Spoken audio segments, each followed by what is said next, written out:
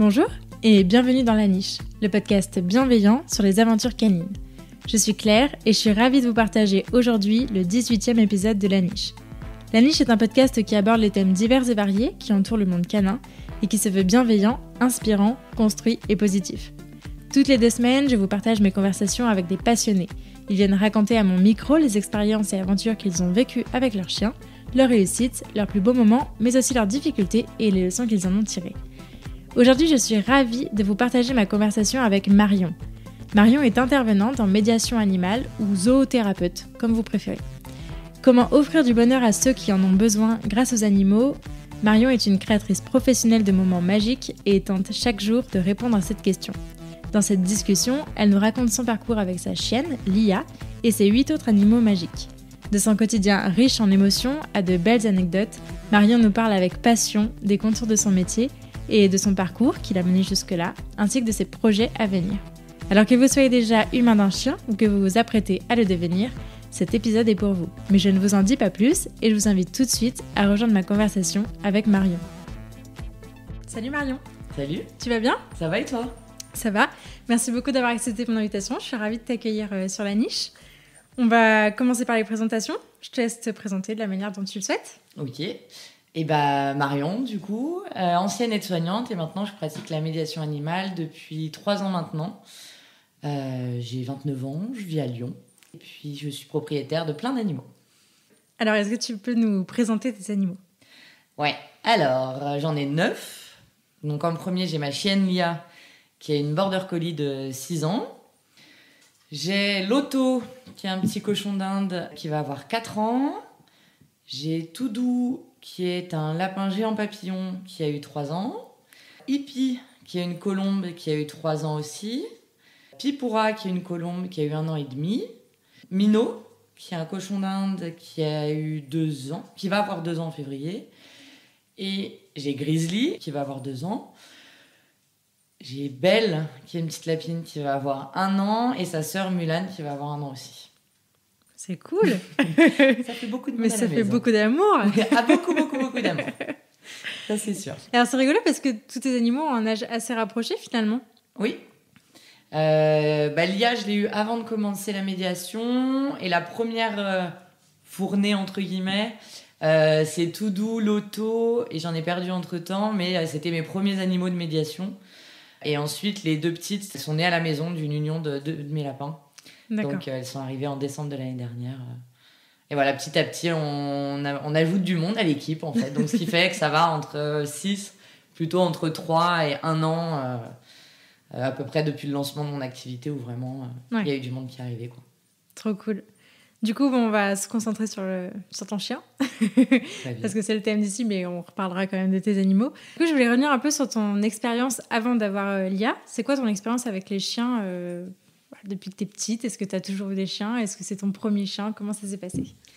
Alors Lia, c'est mon 2e chien. Okay. Alors on a eu un chien très tard, quand on était adolescente, en âge de s'en occuper, et parce que aussi mon père voulait pas que ma sœur parte dans le canin. Du coup, il lui a dit d'abord tu t'occupes d'un chien et après on verra si tu veux faire ton métier véritablement là-dedans. Ok. Elle n'a pas du tout fait ça, du coup.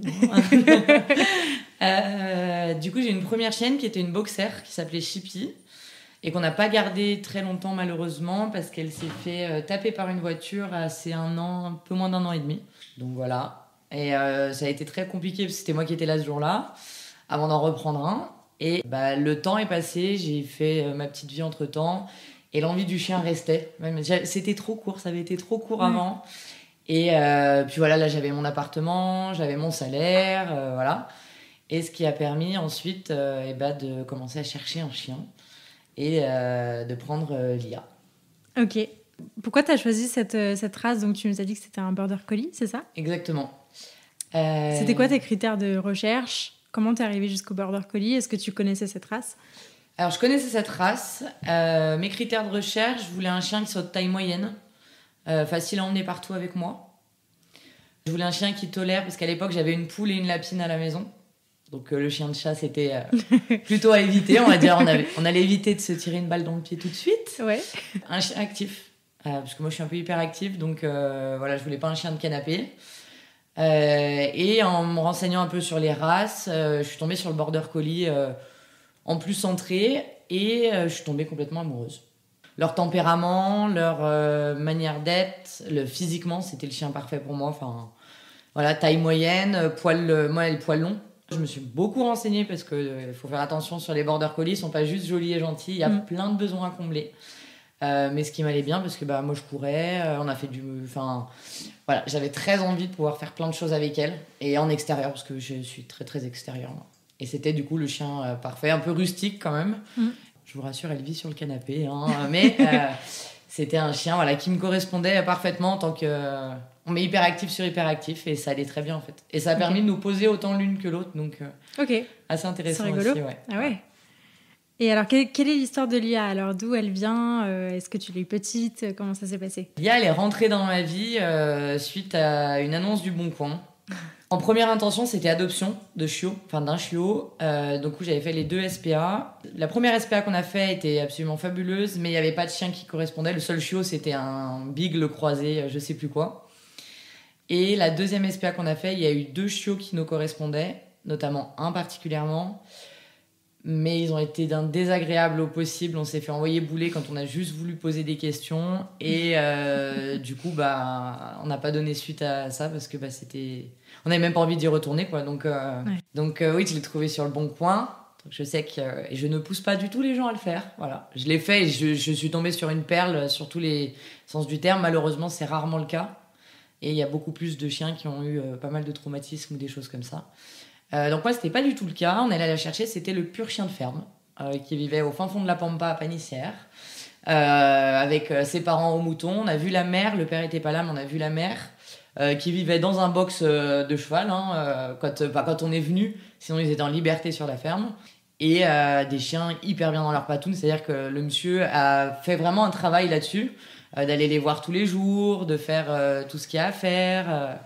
autour de ça, et c'est vraiment des chiens, quand il a ouvert la porte du box, ils sont tout de suite venus à nous, et en fait elle a été la première à venir. Et on va pas se mentir, quand on a un chiot border collie de 2 mois et demi qui arrive en courant vers vous et qui vous regarde et qui vous l'échouille la figure, on peut pas partir sans. Si on a vraiment l'intention d'adopter, et quand on voit qu'il est bien, que le monsieur, le fermier était très bien, la chienne était bien, vraiment avenante vers nous, et on signe, quoi, et on repart avec. Et on repart avec, et c'était top, quoi. Et puis voilà, il a été vraiment de bons conseils. L'élevage, c'était pas son métier, il était agriculteur vraiment, mais il a fait une portée avec ses 2 chiens, et donc elle n'est pas du tout lof, mais elle est de toute beauté quand même. Et c'est pas du lof que je cherchais de toute manière, sinon je serais partie sur de l'élevage pur et dur. Moi, je voulais juste un chien bien dans ses pattes. C'est cool.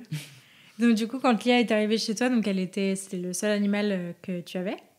Non, j'avais déjà une poule et un lapin. Ah oui, tu avais une poule et un lapin. Comment ça s'est passé avec ces 2 spécimens? Avec ces 2 spécimens, ma poule attaquait ma chienne. Non. Très clairement, oui. C'était les poules de soie, là. On dirait qu'elles ont des poils à la place des plumes. Elles sont de toute beauté. Et ça a été la première arrivée à la maison.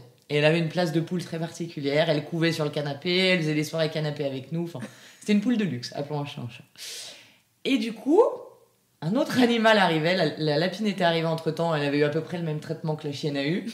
Et la chienne arrivait, et du coup, elle était toute petite. Et mine de rien, même si elle était toute petite, quand tu te fais charger par une poule qui arrive et qui t'arrache les poils, parce qu'elle vraiment, elle la chassait, et elle la picorait pour lui enlever les poils. Donc, il a fallu travailler un peu là-dessus. Sur le contact entre les deux, que Lia, elle comprenne que c'était pas un jouet aussi. Mais bon, elle en avait plutôt peur au début, après ça s'est bien fait, mais voilà. Mais du coup, ça s'est fait tranquillement, et la lapine, ça s'est fait tout en douceur aussi. Elle était plutôt sauvage, elle vivait en extérieur et tout, plutôt sauvage, et du coup ça s'est fait un petit peu des deux. La lapine, ça a mis plus de temps que la poule, parce que vu qu'elle faisait sa vie dans le jardin, elle était très bien, et elle vivait très bien comme ça. Et là il a fallu un peu plus, parce qu'elle avait tendance à avoir peur de la chienne, donc courir. Donc Lia, un petit peu, pas sur de la préda non plus, mais c'est un jeu c'est un copain de jeu, quoi. Ouais. Donc il a fallu être vigilant quand même un peu là-dessus, surtout. Ok. Et après, du coup, avec tes autres animaux qui sont arrivés après, ça a été easy. Ok. Ça a été assez basique, en fait, parce que j'avais commencé un petit peu à... J'ai eu beaucoup d'animaux à partir du moment où j'ai vraiment attaqué la médiation. Mais Lia, elle a été habituée dès toute petite. Alors, il y avait les miens, mais je faisais de l'équitation. Donc, elle était habituée aux chevaux. Quand on allait se balader un peu partout, donc elle a vu les chèvres, les moutons. Enfin, les moutons, elle les connaissait bien avant qu'on se rencontre. Mais du fait qu'elle était venue de la ferme, en fait, je pense qu'elle a déjà, elle aussi, été habituée en amont à tous ces animaux-là, quoi. Ok. Je voulais revenir un peu sur ton parcours avant la médiation animale. Okay. Qu'est-ce que tu as fait ? Comment en es-tu arrivée là ? Si on repart un peu au début, j'ai fait 2 secondes. Ça ne me correspondait pas, comme j'ai dit un peu avant, hyperactive. Il fallait qu'il y ait du mouvement et d'être en cours assis. C'était compliqué pour moi. Du coup, je suis partie en BEP sanitaire et social.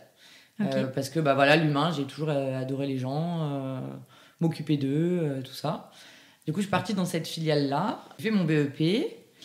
De mon BEP, dernière année de BEP, j'ai tout de suite passé mon concours d'aide-soignante, que j'ai réussi cette même année. Donc, tout de suite après mon BEP, je suis partie en formation d'aide-soignante. Mm-hmm. Et après ma formation d'aide-soignante, je suis partie faire un séjour humanitaire au Sénégal pendant 4 mois. Je suis revenue bosser un petit peu en tant qu'aide-soignante, parce qu'il fallait un petit peu de sous quand même. Et je suis repartie au Togo pendant 3 mois l'année d'après. D'accord. Quand je suis rentrée, j'ai pris mon poste à la clinique protestante à Caluire, en service de cardiologie et de chirurgie cardiaque et soins intensifs. Pendant 6 ans et demi, j'ai travaillé à la clinique protestante. Et en 2017, petit burn-out, appelons un chat, sur la prise en charge des patients qui avaient beaucoup changé, qui étaient plus... On pouvait plus avoir autant le temps que ce qu'on avait pu avant. Et moi, du coup, c'est quelque chose qui m'allait pas trop, quoi. J'aime prendre le temps, prendre soin et prendre le temps et faire les choses vite. On peut faire les choses vite et bien, et quand on n'a pas le choix, on le fait. Mais voilà, passer un quart d'heure à droite, un quart d'heure à gauche, un quart d'heure à droite, un quart d'heure à gauche, sur 12 heures de travail avec ces patients-là, c'était pas quelque chose qui me correspondait, surtout sur la chirurgie cardiaque, il y a énormément de stress. Il faut rassurer les gens, il faut rassurer les familles. Enfin voilà, c'est quelque chose qui est normal, c'est quand même pas rien. Et voilà, le déclencheur, ça a été un patient que j'avais pas pu voir, que j'ai vu le matin à 9h et que j'ai revu le soir à 17h, quoi. Et qui était pas en grande forme, et du coup, ça a été très compliqué pour moi. Et ça prenait sur toute ma vie derrière. Et j'avais ma chienne à ce moment-là, déjà, Lia, qui était dans ma vie. J'avais aussi une énorme frustration de ne pas la voir, quoi. Enfin, quand je bossais en 12 heures, mon conjoint était là pour s'en occuper, la sortir et tout ça. Mais moi, je la promenais à 6h, je partais à 6h30 et je revenais à 20h, quoi, quasiment. Donc, c'était super dur, quoi. Les 3-12 heures, pour moi, c'était dur. Pour elle, je sais que ça l'était aussi, parce que était collée à moi systématiquement. Et je me suis dit, ok, toi, tu me fais du bien. Mon métier, je l'adore, mais ça me correspond plus sur la pratique qu'il y a à l'heure actuelle. Qu'est-ce que je peux faire qui allie les deux ? Parce que voilà. Et puis les animaux, moi, j'en ai toujours eu. On parlait des chiens, mais j'ai toujours eu des animaux à la maison, des lapins, des cochons d'Inde, toutes ces petites choses-là. Et nous, ça nous a énormément apporté, petite. Et j'ai commencé à me renseigner. Formation animal, humain, des choses comme ça. Et en poussant un peu les recherches, j'ai trouvé des formations de ce qu'on appelle la zoothérapie ou médiation animale. Je me dis, bon, je regarde un peu sur les sites des instituts, je me dis, ça, c'est vraiment un truc qui me ferait envie de travailler, quoi. Tu connaissais pas ce métier-là ? Non. J'avais entendu parler un peu, mais sur le Québec, beaucoup. Okay. On parlait beaucoup d'équithérapie. Tout ce qui était équithérapie, je connaissais très bien. Mais avec les petits animaux, non. Et financièrement, je pouvais pas prendre un cheval. C'était pas possible. Même si j'adore les chevaux et j'en ai fait pendant des années, mais je pouvais pas me lancer dans l'équithérapie, acheter un cheval juste pour faire ça, quoi. Ouais. Et je me dis, ok, ça marche avec les petits. Enfin, ça marche. Il y a des vrais métiers qui sont faits derrière par rapport à ça. Je me renseigne auprès de l'Institut sur les sessions de formation. Puis moi, je voulais faire la formation globale qui incluait 3 modules et la formation avec le chien médiateur, parce que moi, Lia avait déjà 3 ans à ce moment-là. D'accord. Donc, je me suis dit, ça peut être un plus de faire cette formation, pour ne serait-ce que faire marcher un chien à côté d'un fauteuil roulant. Des choses comme ça que c'est vrai qu'on n'a pas tous les jours l'habitude de pouvoir faire, quoi. Dans son entourage, forcément, quelqu'un qui est en situation de handicap. Donc, du coup, je me suis inscrite à la formation en septembre 2017 et on a attaqué en janvier 2018. Et du coup, ça a été en 3 modules. Donc, on a eu l'enfant, trouble associé, le handicap et la personne âgée. D'accord. Donc, c'était des sessions d'1 semaine à chaque fois, où on allait sur site et on avait des intervenants qui étaient là et des mises en situation avec les animaux qui étaient au sein de l'Institut. c'était top. Et puis on était sur une petite formation, on était 16. Donc voilà, ça a vraiment permis de pouvoir faire des petits groupes de travail, de monter des séances un peu fictives. Voilà, on a tel rôle, toi t'es un enfant porteur de handicap, qu'il soit mental, moteur ou trouble associé. Donc t'as telle réaction et tu dois faire une séance. T'arrives avec un chien et comment t'approches l'enfant, qu'est-ce que tu fais au niveau des interactions, tu pousses l'interaction, tu pousses pas l'interaction, quels sont tes objectifs, toutes ces choses-là. Du coup, c'était hyper intéressant. Ouais. Et ensuite, j'ai fait la formation du chien médiateur. Donc là, on a été avec un éduc pendant 4 jours, avec tous des profils différents, et tous nos chiens. Et du coup, là, on a travaillé vraiment sur le chien. Et lui, il fait partie de cette école vraiment beaucoup dans l'observation du chien. Ce que je dis, je mets des guillemets, mais un peu plutôt ce côté loup-chien. Le chien est un animal. Oui. Arrêtez de l'enfantiser, arrêtez de ça. Le chien, il a 4 pattes, il peut courir, il peut faire toute sa vie comme ça. Et en fait, tu prends vraiment ce côté-là en disant, le chien, il peut faire sa vie... en soi, il pourrait faire sa vie quand on va en Afrique et qu'il y a des chiens sauvages. Ils font très bien leur vie, mais de dire, ouais, je vais lui demander ça, et il faut qu'il soit récompensé aussi parce qu'il fait, parce que de son initial, c'est pas forcément ça non plus. Enfin, un chien en initial, on lui demande pas de monter sur des tables ou de marcher à côté des fauteuils roulants. Donc, et il avait cette vision-là, et c'était hyper intéressant parce que voilà, il était hyper positif et une relation avec les chiens l'adoraient, quoi. Ouais. Donc c'était hyper intéressant. T'as fait la formation avec l'IA, du coup, le but au départ, c'était de travailler avec l'IA, principalement. Ouais, ça a été un peu l'élément déclencheur de ce que j'allais faire aussi. Il y a eu un élément déclencheur avec l'IA. Raconte-nous, parce que j'allais te demander comment tu as su que ça allait le faire, quoi. Parce que tu vois, effectivement, c'était un métier qui rapprochait ton métier initial et puis le chien, enfin les animaux en tout cas. Mais comment tu as su qu'elle était prête à faire ça et que ça allait fonctionner ? Alors, on n'est jamais sûr de rien en même temps, que ça fonctionne ou pas. En fait, c'est parti d'un truc tout bête. Non, mais...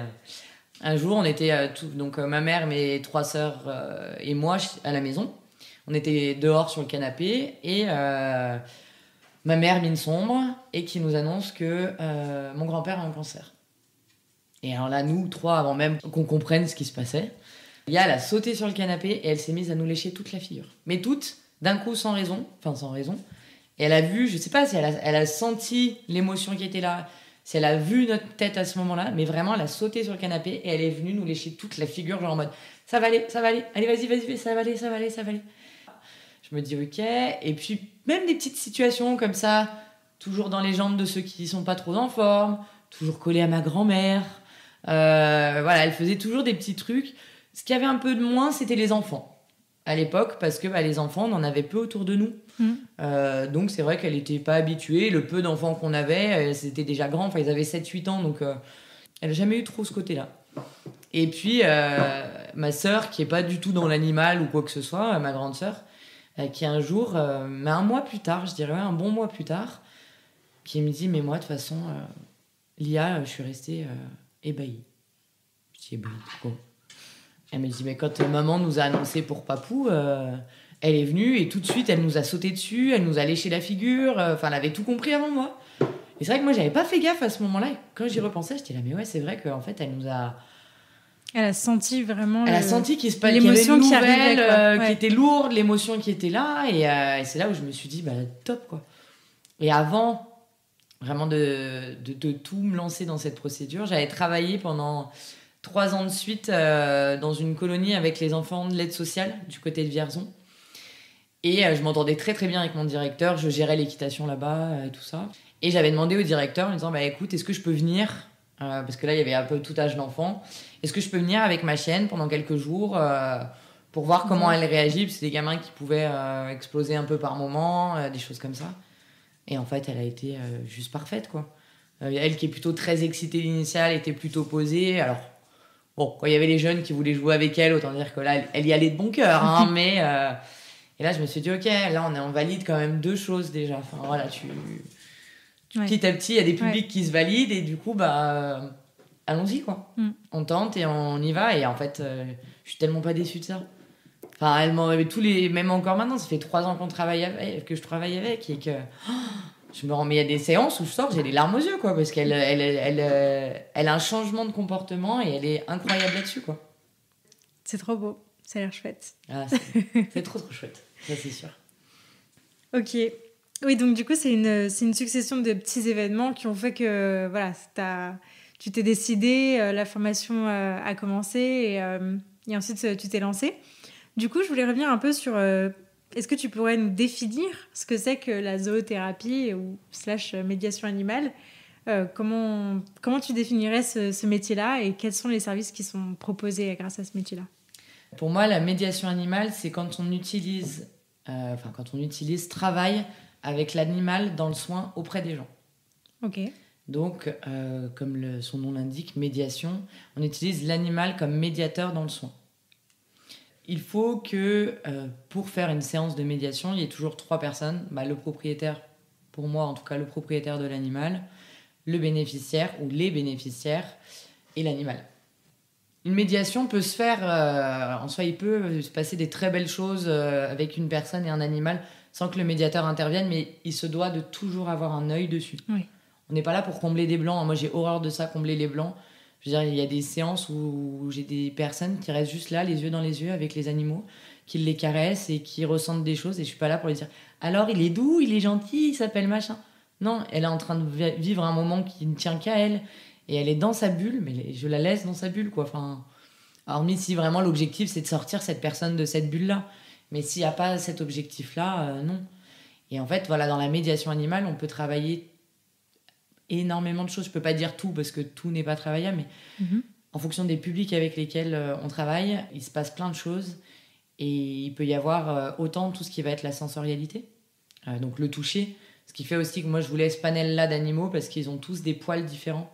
Entre les lapins, j'ai une race qui est particulière qui a un poil très doux, ce sont les lapins Rex. J'en ai un qui fait 7 kilos qui est beaucoup plus gros, des petits.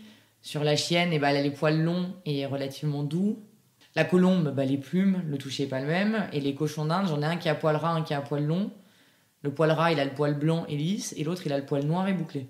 Donc voilà, c'est vraiment au niveau sensorialité, déjà, il y a différentes choses qui peuvent se passer. On va pouvoir traiter tout ce qui est mémoire. Je dis ça par rapport aux personnes âgées avec lesquelles je travaille. Mes repères spatio-temporels. Il peut y avoir tout ce qui va être motricité. Et la motricité peut aller avec l'estime de soi. Notamment, moi, j'avais un petit garçon qui avait un manque d'estime de soi qui était en individuel. Un manque d'estime de soi, problème de harcèlement scolaire, des choses un peu compliquées, repliées un peu sur lui. L'estime de soi, elle a travaillé avec la chienne. Et nous, on a fait beaucoup de parcours d'agility, en fait. Et du coup, de l'obliger à devoir dire les ordres un peu fort, que la chienne l'entende et que ce soit pas juste marmonner un peu dans sa barbe. De prendre un peu une posture avec la chienne, voilà, il faut se tenir droit, être comme ça et tout ça.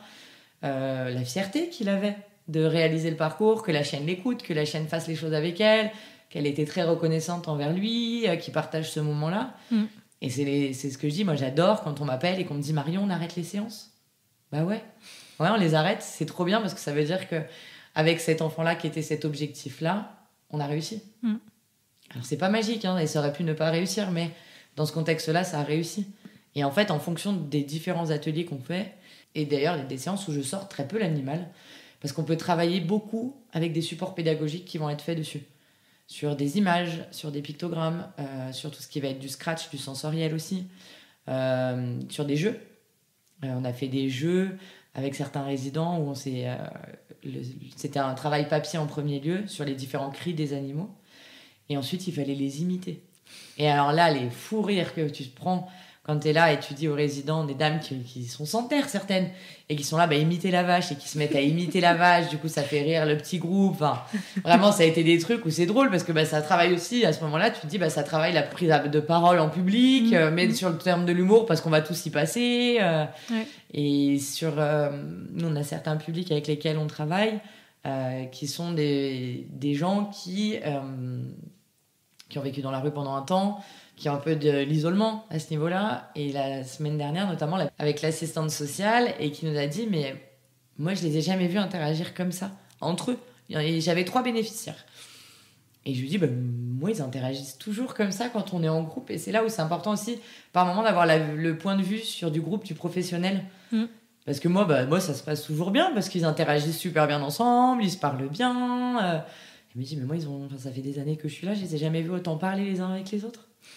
Et du coup, ça, c'est super intéressant, parce que sans se dire, il faut qu'on travaille ensemble, il faut qu'on fasse 7 ateliers à 2 ou quoi, en faisant les choses naturellement, en parlant bien avec eux, et en échangeant sur, toi aussi, t'as eu des chiens, et toi, t'as eu des lapins. Moi, j'ai vécu avec eux dans la rue. Moi, j'ai eu un fox terrier. Il m'avait carrément ramené la photo de son fox terrier qu'il avait eu, quoi.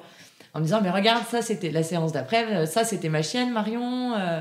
Et super fière, voilà, de me présenter sa chienne. Un autre qui m'avait ramené, pareil, des photos. L'autre qui m'expliquait qu'il avait eu des moineaux, des rats, des chiens, des chats. Tout ça dans la rue. Et comment il s'en sortait dans la rue avec toutes ces bêtes-là. Donc, c'est incroyable parce que...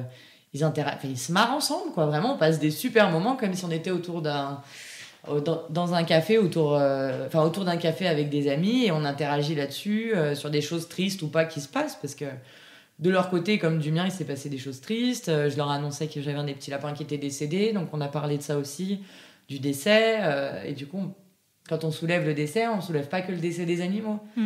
C'est des personnes qui, malheureusement, ont perdu des gens beaucoup trop tôt aussi, comme beaucoup de monde, mais avec la précarité qu'il peut y avoir dans la rue, c'est quelque chose qui les touche d'autant plus, quoi.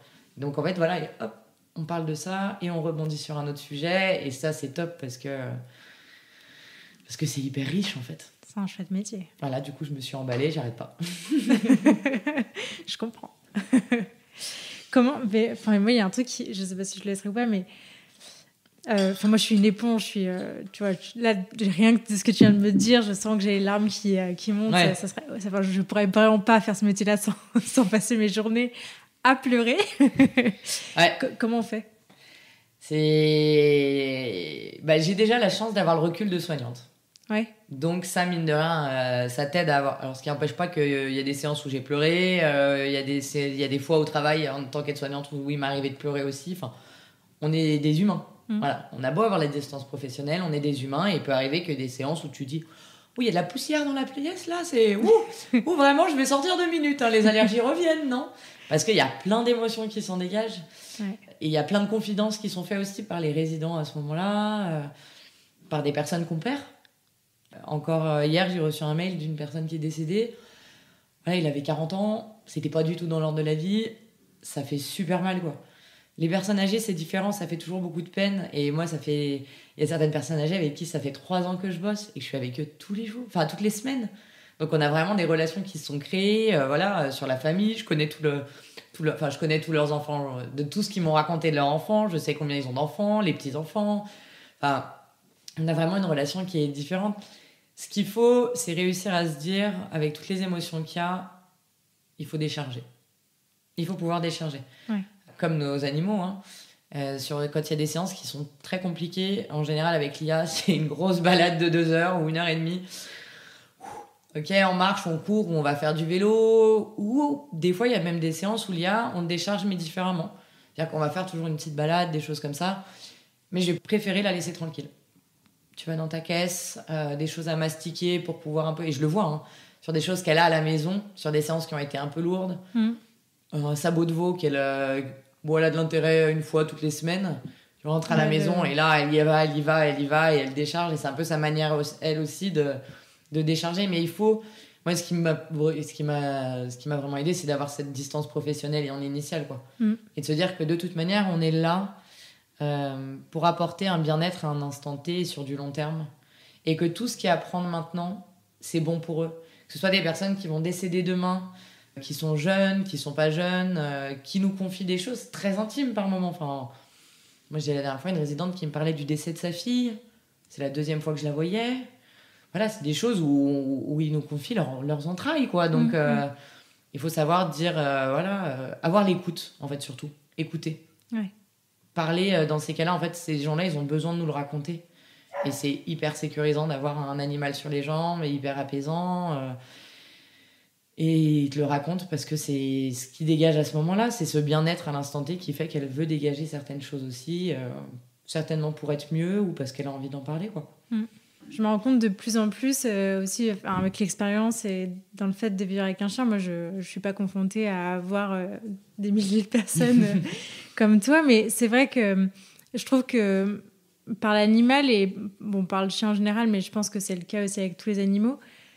Il y a vraiment un lien particulier qui rassemble les gens. Enfin, en tout cas, je sais pas s'il rassemble les gens, mais qui fait que ouais, on a envie de s'exprimer. Enfin, je veux dire, moi depuis que j'ai Charlie, j'ai jamais parlé à autant de gens dans la rue. Enfin, c'est rien que juste parce que voilà, bah t'as un chien, j'ai un chien, viens on se parle quoi. Mais c'est des trucs tout bêtes. Et puis des fois il y a des gens, bah pareil.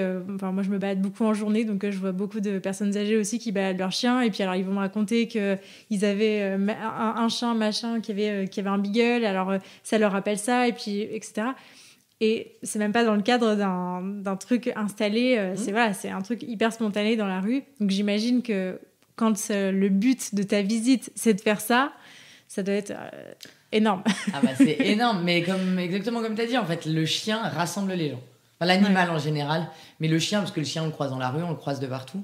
Et le chien rassemble les gens. Et pareil, quand j'ai pris Lia, t'as jamais autant de gens qui te parlent, t'as jamais autant de... Même des... Bah, en plus, quand ils sont chiots, alors là, tout le monde nous parle, tout le monde les touche, tout le monde les... Mais j'ai jamais eu autant de gens qui m'ont parlé, autant d'interactions.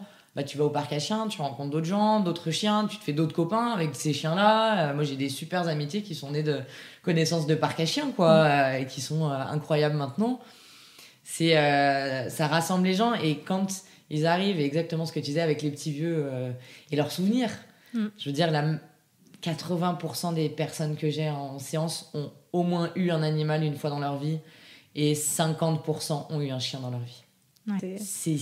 Avec les souvenirs que ça comporte. Exactement. Les sensations que ça apporte. Et les comparaisons, ah bah moi, Janine, elle me fait rire, elle me parle toujours de son petit chien Chico. C'est une dame qui est espagnole. Et moi, Chico, il était comme ça, il était blanc. Et moi, il était pas comme la tienne là. Il était tout blanc avec les fesses noires. Il était plus petit, plus trapu. Et du coup, c'est trop bien parce que moi, j'aime bien leur dire ça. Et vous, il était plus grand, plus petit, poil long, poil court, quelle couleur? Et là, ils sont là. Alors, il était de couleur. Il était noir. Il était noir et blanc. Et du coup, ils travaillent aussi eux-mêmes leur mémoire. Et en fait, c'est là où c'est génial. C'est que tu peux travailler tellement de choses et de discussions comme ça, quoi. En n'étant pas là en mode, forcément, ce que je dis, la câlinothérapie, en mode, vous voulez caresser le chien, vous voulez faire ça, caresser les machins. On le fait. Et puis, il y a certains publics avec qui il faut le faire. Mais ce que je trouve encore plus fluide, c'est ces échanges-là qui sont naturels et qui sont géniaux, quoi. Finalement, c'est de servir de l'animal comme point de départ à un moment qui va se passer, à une conversation, à éveiller des souvenirs, des sensations, des choses, quoi. Exactement. C'est l'animal qui est le centre de tout ce qui va pouvoir se développer autour. Ouais. Souvent, je prépare mes séances. Donc, c'est-à-dire, ok, bon, bah, aujourd'hui, j'ai envie de travailler ça avec tel groupe, ça avec tel public, ça avec tel enfant, parce qu'on a beau avoir le même public. Bah, dans le groupe des 5 enfants, des 4 enfants, bah, en fait, ils n'ont pas tous les mêmes pathologies. Donc, dans ces 5 enfants, en fait, c'est plutôt par personne. Certains, on peut faire un travail de groupe. Certains, où on va dire, ok, bah, avec lui, je pourrais faire ça. Du coup, il faut que je l'adapte à lui pour qu'aussi lui puisse interagir et toutes ces choses-là. Mais pas du tout. Mais on n'a pas du tout fait ça. Mais alors, rien à voir. Mais parce que, en fait, le moment à l'instant T, c'était que bah, notamment là, c'était des dames. Elles avaient qu'une envie, c'est d'être avec la chienne. Et de faire le travail, ça les intéressait. Ce jour-là, ça les intéressait pas. Hein. Elles voulaient être avec la chienne et la colombe, parce qu'il y en a une qui adore les colombes. Et ben, allez. Puis c'est ça qui vous fait envie à ce moment-là, mais on est là pour passer du bon temps. Alors oui, il y a certains objectifs qu'on fixe en fonction des personnes. Ces choses-là, sur les personnes âgées, des objectifs beaucoup plus généraux, sur du bien-être, un petit peu de motricité, sur les échanges, mais on n'est pas sur vraiment des objectifs très fixés, comme on peut avoir avec certains des enfants ou certains des adultes aussi. Ouais. Alors, tu en as parlé déjà un petit peu, mais je voulais que tu reviennes sur les bénéficiaires, sur les publics visés avec lesquels tu travailles. Qui sont-ils ? À l'heure actuelle, je peux quasiment dire que j'ai tous les publics. Okay. Dans le sens où on fait des interventions en crèche, SSR pédiatrique, un centre de rééducation pour les enfants, hôpital, en lieu de vie, que ce soit de l'EHPAD ou du foyer de vie. J'y vais avoir tout ce qui va être troubles psychiques, tout ce qui peut être handicap, donc que ce soit moteur, mental, tout ce qui peut être démence, donc des personnes souffrant de maladie d'Alzheimer ou tout ce qui va être dégénératif un peu, Ouais, c'est ça, la psychiatrie, la pédiatrie, gériatrie. Attention, on fait dans l'ordre de la vie. Pédiatrie, tout ce qui va être adolescent aussi. En fait, j'ai tout. Là, à l'heure actuelle, vraiment, les bénéficiaires que je suis, ça va de 0 à 101 ans. Exactement. Et voilà, qui ont tous des troubles différents. On peut avoir des enfants qui sont juste hospitalisés ou sur ces enfants hospitalisés qui sont porteurs de handicap, qui peuvent être plus ou moins lourds. Et du coup, là, ça va être encore des objectifs différents sur un handicap qui est lourd comme ceux qu'on peut avoir. Déjà, si on arrive à avoir juste une main qui s'ouvre, on est content et c'est vraiment un super moment. Et là, on l'a vu, moi, vendredi dernier, avec un des enfants que j'avais, où je m'occupais d'un de ses copains à côté. Et en fait, d'un coup, j'ai senti quelque chose qui me tirait. Et en fait, c'est parce qu'il voulait voir le lapin. Et chose qu'il avait jamais fait avant, quoi. Donc, j'étais là... Ah mais trop bien, attends 2 secondes, j'arrive, je finis avec lui, je suis à toi, bouge-toi et tout. Et du coup, c'était trop bien parce que, voilà, c'est un enfant qui est non-verbal, qui a très peu de motricité. Et là, il vient à me tirer la chemise, quoi. Enfin, donc, j'étais là, mais ouais, j'en vais trop bien. Et en fait, après, il a été hyper délicat et il essayait de le regarder. Enfin, et c'était incroyable, quoi. Enfin, ces moments-là, c'est incroyable parce que tu te dis, bah, quand je t'ai connu... tu bougeais quasiment pas et si j'arrivais à t'avoir éveillé pendant 10 minutes, j'étais contente. Là, il est resté quasiment éveillé pendant 45 minutes. Enfin, ouais, non, les progrès, ils sont là et ils sont notables, quoi, sur ces enfants-là. Et après, il y a pas mal de travail qui doit être fait avec les équipes aussi, pour les enfants. Ouais, alors du coup, c'était ma question suivante. Donc, tous les publics sur lesquels tu interviens, ils sont toujours attachés à une structure ou tu vas aussi chez les gens? Ça se passe comment? J'ai de tout. Je travaille principalement avec les structures. Ouais, ok. Parce que c'est les structures qui sont demandeuses plus facilement, qui me contactent. C'est quelque chose qui est assez peu connu pour les particuliers. Sur les structures, c'est assez connu parce qu'il y a l'EHPAD de machin qui fait ça, ou il y a le CESAD qui fait ça. Donc là, par exemple, à l'heure actuelle, je travaille pas avec des particuliers. Non pas que je veux pas, c'est que j'ai pas eu de demande dans ce sens-là et que mon planning est relativement chargé avec les structures sur la fin d'année. Et surtout beaucoup de bouche à oreille, en fait. Ouais. Vraiment, le bouche à oreille, ça a été la plus grosse explosion que j'ai eue. Ouais, c'était le bouche à oreille. Et le post-Covid. Le post-Covid, il a été compliqué. Ah ouais. Ouais. Sur un public particulier ou tous La personne âgée en particulier. Ouais. Pour te dire, t'as une EHPAD, celle où je vais depuis 3 ans. Je suis revenue avant la fin du déconfinement. Enfin, de la sortie de confinement. Okay. Parce que c'était trop dur. Parce que... alors, on était en scaphandre. Hein. Mais parce que c'était trop dur pour eux. Cet isolement, ils n'avaient pas encore le droit aux familles, mais les intervenants, ils avaient le droit parce que ils pouvaient pas se dire il y a la famille de telle personne qui vient et pas la famille de telle personne, et sur le nombre qu'ils étaient, voilà. Mais ouais, on est sortis, on a fait des visios pendant le confinement avec certains pour leur remonter le moral. Du coup, je leur montrais où est-ce qu'ils vivaient, des choses comme ça, pour partager un petit peu avec eux. Je leur écrivais une newsletter pour qu'ils aient des nouvelles de tous les animaux, que j'envoyais à toutes les structures, à envoyer aux parents ou à partager aux personnes avec lesquelles je travaillais. Là, on a essayé de faire en sorte. Et donc, du coup, tu as parlé tout à l'heure d'objectifs qui étaient parfois fixés voilà, sur les personnes avec qui tu intervenais. Du coup, ces objectifs-là, ils sont fixés par qui et comment ils sont décidés? Comment tu travailles? Parce que j'imagine que c'est pas juste la structure qui dit viens à telle heure et puis toi, tu prends ton groupe et tu y vas, quoi. Comment ça se passe? Alors, sur des contrats qu'on va signer à l'année ou une fois par mois, mais sur des contrats où on s'engage sur du long terme avec les structures, il y a déjà eu un premier échange téléphonique. Ensuite, une visite des lieux, pour rencontrer les équipes et le lieu, parce qu'on ne fait pas ça au milieu des couloirs, on ne fait pas ça, je me suis fait avoir comme ça sur une structure. Il faut que... donc, on en parle en équipe, en général, avant. Sur des groupes qui sont fixes, on parle de chacune des personnes et en fonction de chacun des enfants, ils nous disent les troubles qu'il peut y avoir, les risques qu'il peut y avoir ou pas. Alors après, moi je dis, mes animaux, c'est pas des punching balls. Je veux bien qu'on travaille beaucoup de choses, mais ils sont pas là pour subir. Voilà. On accompagne, attention, hein, je laisse pas mon animal sur les jambes si je sais qu'il pince, qu'il mord ou qu'il crache. Et encore, mais on le laisse pas tout seul sur les jambes, mais on va travailler différemment. Premier lieu, on va travailler avec une peluche. Le toucher de la peluche, toutes ces choses-là. Et du coup, tous ces objectifs vont être mis en place avec les équipes. Souvent, on se fait un petit compte-rendu, soit oral, soit écrit, Ouais, bah là, je l'ai trouvé qu'il était un peu fatigué, moins intéressé par la colombe, alors que la dernière fois, il avait bien réagi. Eux, ils nous transmettent aussi. Bah là, lui, il est pas bien aujourd'hui, il est ronchon.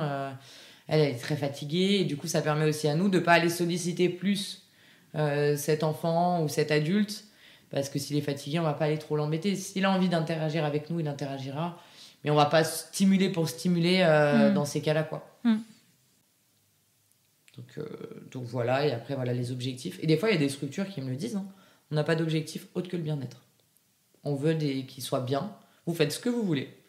Mais on n'a pas d'objectif de motricité, on n'a pas d'objectif de toucher, on n'a aucun objectif fixé. C'est vraiment, vous le faites comme vous. Et du coup, là, c'est à moi de faire les différents objectifs. Une fois, pareil, que j'ai vu un petit peu les personnes avec qui j'étais, quelles sont les capacités de chacun, que ce soit mental ou physique.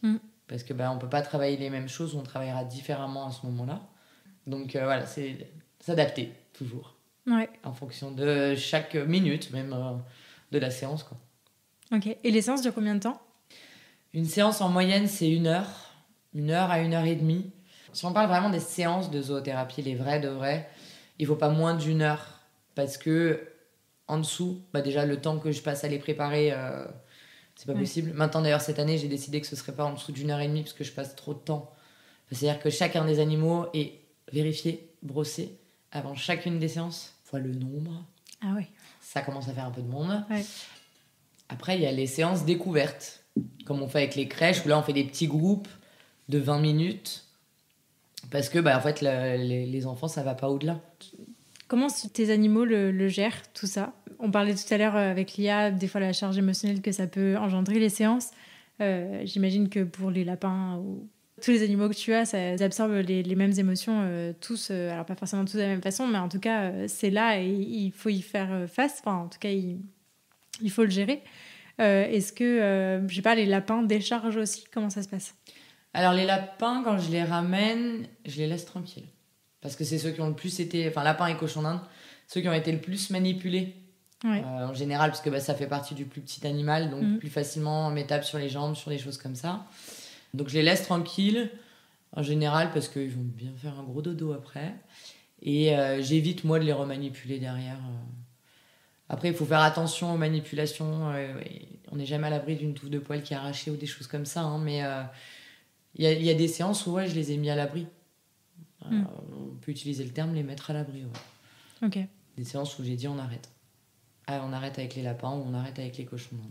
Le comportement n'est pas adapté et ce que je disais tout à l'heure, c'est pas des punching balls, quoi. C'est soit on y va doucement, soit on n'y va pas.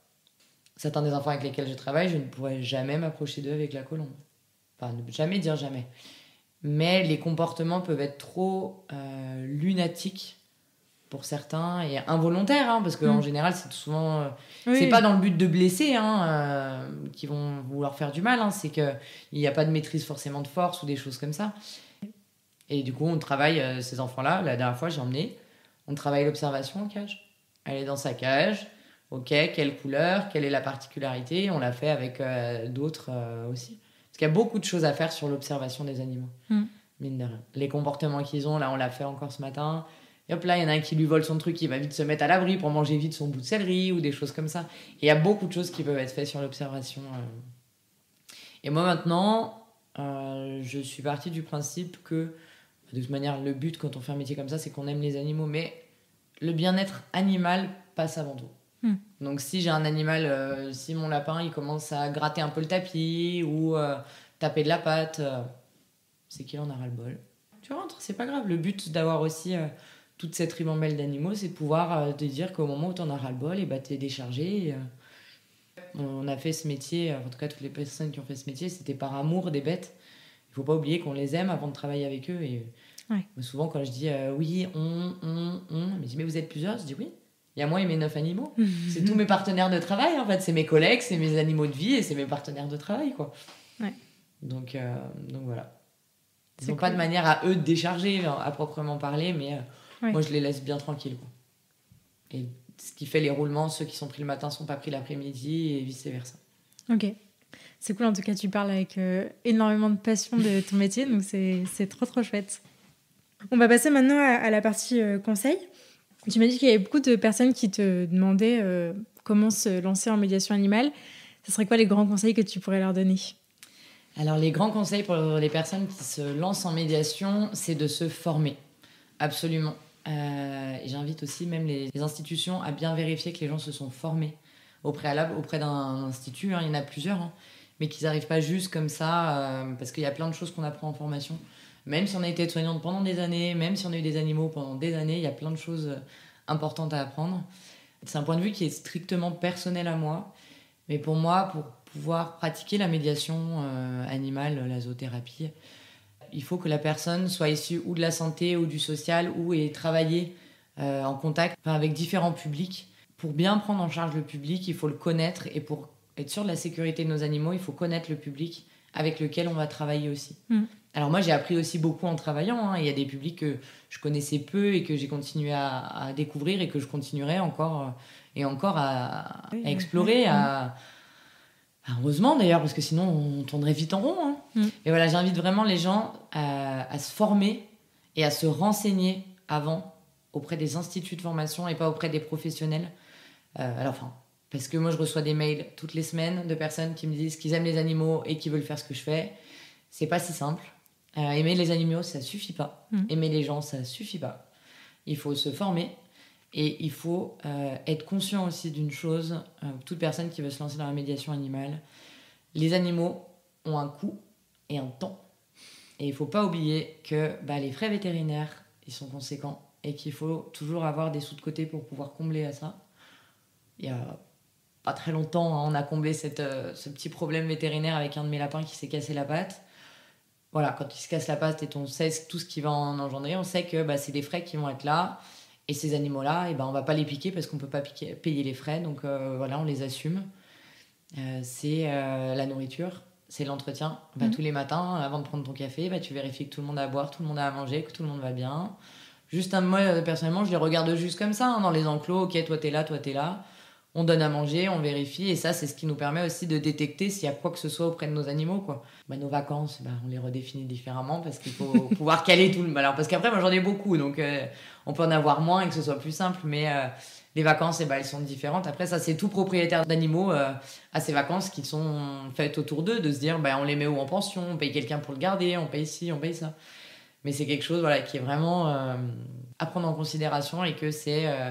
quelque chose qui est passionnant. Je peux que pousser les gens à faire ce métier-là, mais de se former, d'être en initiale de la santé ou du social et d'être à tendance hyperactive, je dirais, parce que pour tenir le coup, moi j'ai quitté les 12 heures en tant qu'aide-soignante, non pas pour le rythme, mais il faut juste savoir que là c'est du 12 heures, la semaine c'est du 12 heures non-stop, enfin c'est du 24-24, mais entre le moment où on se réveille, on les prépare, on va en séance, on revient, on se réveille, c'est quelque chose qui prend énormément de temps.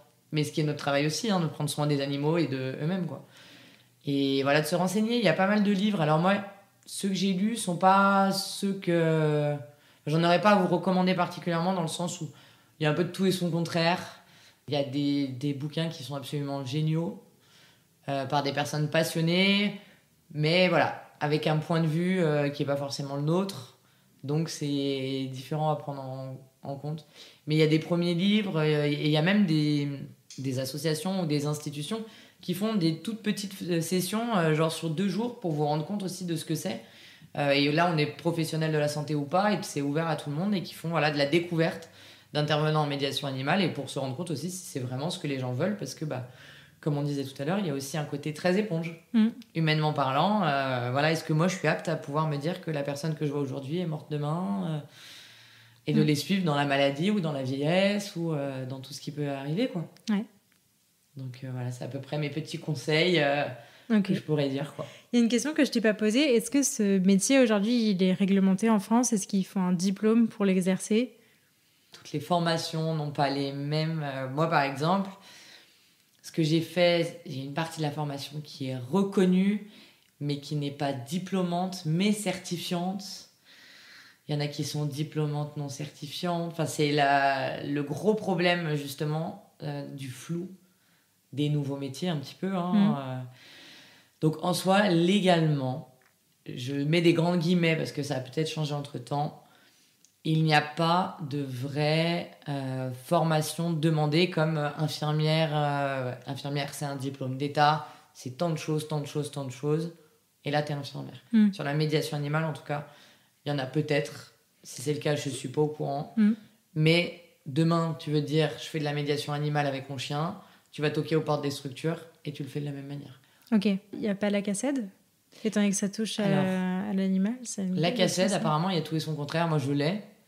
Mais il y en a qui disent que oui, il y en a qui disent que non. Ça dépend de la manière dont tu travailles avec tes animaux, sur les connaissances. Pour l'avoir passé, la cassette, j'ai appris un truc sur les chats. Non, mais ça va pas. Voilà. Non, mais je veux dire, pour être éducateur canin, c'est pareil. Enfin, typiquement, c'est le seul diplôme véritable, reconnu en tout cas, que j'aurais en tant qu'éducateur canin. Après, libre à chacun de se former à côté. Mais ma question, c'était est-ce qu'il y avait un minimum à avoir étant les contrats avec des animaux? Donc, c'est pour ça que je me demandais la cassette. Nous, là où je me suis formée, on nous a dit que non. Certains instituts disent que oui. Ok. C'est un flou artistique. C'est un flou artistique complet. Véritablement, c'est une toile avec de la peinture qui s'est éparpillée dessus et on attend de voir ce que ça donne. Quoi.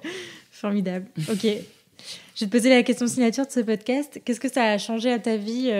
J'ai pas envie de dire d'avoir un chien, mais d'avoir tous ces animaux dans ta vie. Et qu'est-ce qui t'apporte au quotidien? Ça a absolument tout changé à ma vie. On va pas se mentir. Hein. Alors, ma chienne avait déjà changé, puis j'avais la chienne et tout ça. Ça a tout changé à ma vie, dans le bon comme dans le mauvais. Hein. On va appeler un chat. Dans le mauvais, qui sont les nuits blanches à veiller son lapin et à lui donner du gavage, les frais vétérinaires, il fait trop froid, attention, il faut pas qu'il prenne froid. Enfin, toute l'intendance qui va en fait avec un animal, hein, mais qui va... Les mères vous diront que c'est pareil avec des enfants. Et moi, c'est pareil avec les miens d'enfants. Mes enfants poilus, toute ma tribu, là, comme je dis, toute ma troupe. Mais en positif, ça m'a tellement apporté, ça m'apporte encore tellement. Enfin, j'ai eu des lapins j'ai 29 ans, j'ai eu des lapins pendant à peu près 25 ans. Petite, on a appris à s'en occuper. Grande, on continue à s'en occuper, on continue. Puis l'approche est complètement différente. On les observe pas de la même manière. Moi, je peux passer des heures sur ma terrasse à les regarder. À regarder comment ils interagissent. Ça se lave un peu par là, ça se lèche les yeux, ça se lèche machin. Enfin, et moi, ma vie, elle a complètement changé par rapport à ça. C'est comme diraient des amis, t'es jamais tranquille. Je suis jamais tranquille, mais intérieurement en moi, j'ai jamais été aussi bien de toute ma vie. Je vis passion, je vis animaux, je vis humain et j'ai mêlé les deux. Enfin, qui peut être plus heureux que de vivre passion? Tous les passionnés vous diront de toute façon tu comptes pas tes heures. Et ça a tout changé à ma vie et tout en positif. Je parle du négatif parce qu'on ne va pas parler d'arc-en-ciel et de licorne. Hein. Il y a du négatif dans tout métier et dans des animaux, on se met face au deuil, à la perte de ces petits animaux, passe à expliquer qu'il est mort aussi cet animal, aux bénéficiaires. Ça, c'est des moments qui sont sympas aussi, mais voilà. Non, ils ont absolument tout changé à ma vie. Et dans le bon sens du terme, parce que voilà, c'est passionnant. Ils sont passionnants. Fatigants en fonction de certaines vagues, mais passionnants. Et la relation que tu as avec eux, elle est incroyable. Donc avec chacun de eux, j'ai une relation qui est incroyable. Donc à partir de ce moment-là, c'est juste magique. Quoi. Trop cool. Trop beau. À terme, est-ce que tu as un projet particulier ou est-ce qu'il faut juste rien changer? À terme, ouais, j'ai un projet particulier. Là, j'attends encore une réponse sur un terrain que je pourrais louer du côté de Saint-Priest. Ce serait pour ouvrir une ferme thérapeutique. Donc une micro-ferme thérapeutique, mais où justement les structures se déplaceraient sur le lieu. Pour plein de raisons, c'est-à-dire que ça me permettrait aussi de pouvoir prendre des animaux un peu plus grands que ceux que j'ai. Donc pas un éléphant non plus, mais des animaux un peu plus grands. Et de pouvoir travailler encore d'autres choses qui vont être sur le prendre soin toujours, mais sur la vie de l'animal là. Enfin, le prendre soin, où est-ce qu'il vit? Dans quoi il vit? Qu'est-ce qu'il faut lui faire comme soin? Ça permet avec certains publics aussi de sortir de cet isolement-là, de la structure, d'aller face au monde extérieur, de s'affronter au monde extérieur, de ne pas avoir sa petite zone de confort.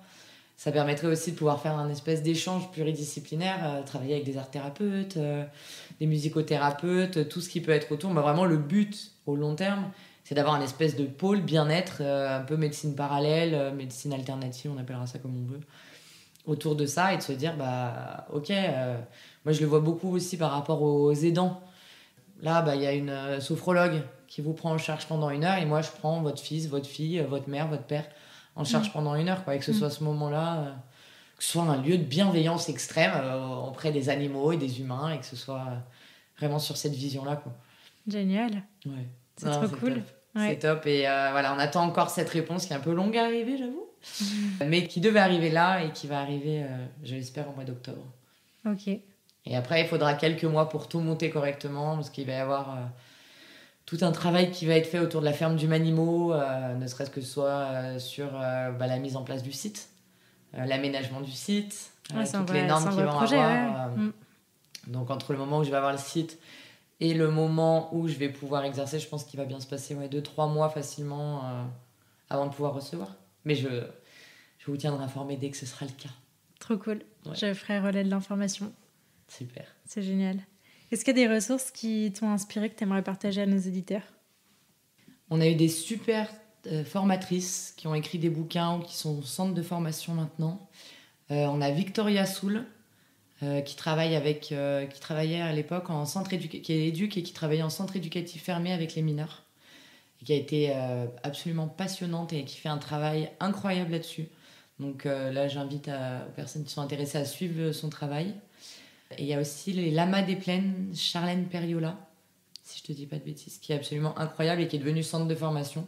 Okay. Et qui travaille principalement avec des lamas et elle a des dromadaires, elle a des chevaux et qui est géniale comme formatrice. Vraiment, pour moi, elles font partie des 2 qui m'ont le plus inspiré sur la manière d'être, et leurs sites sont très bien faits et d'une bienveillance à toute épreuve.